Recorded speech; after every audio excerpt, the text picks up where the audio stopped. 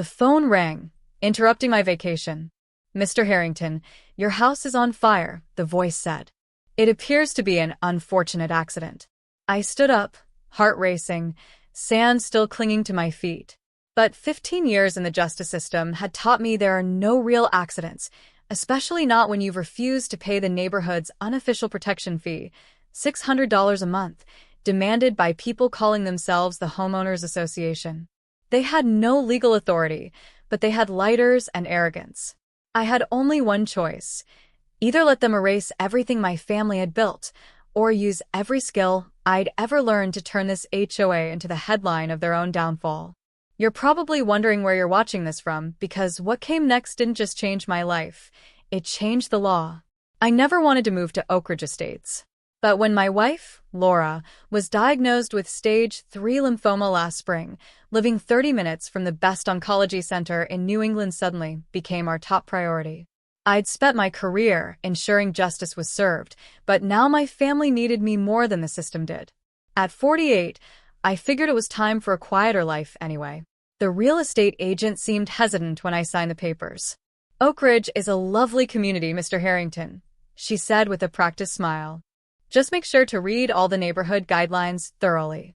I nodded absently, more concerned with how Laura would handle the stairs on her bad days than with community guidelines.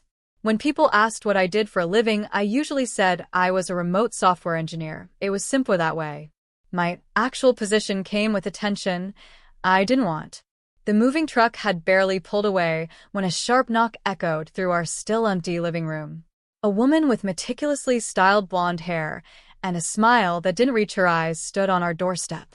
"Barbara Whitfield," she announced, extending a manicured hand. "President of the Oak Ridge Estates Homeowners Association. I wanted to personally welcome you to our community." Everything about her screamed control, from her perfectly pressed pants suit to the clipboard tucked under her arm. "Thank you," I said, taking her hand briefly. "Michael Harrington. My wife, Laura, and daughter, Sophia, are upstairs unpacking." She pushed a thick folder into my hands. "Here's your HOA registration packet. The monthly fee is $600, due on the 1st. We'll need your banking information for auto withdrawal by tomorrow." I blinked, caught off guard. "I'm sorry, but my real estate agent told me this house wasn't part of any mandatory HOA. It was specifically listed as HOA exempt in my purchase contract." Barbara's smile tightened.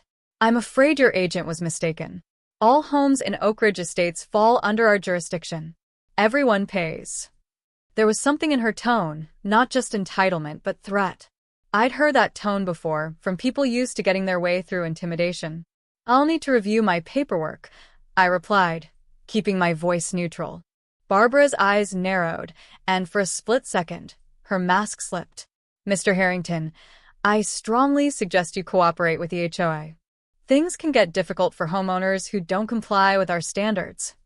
She handed me her business card before turning on her heel. "I expect your paperwork by Friday. Welcome to Oak Ridge." Over the next few days, I began meeting our neighbors.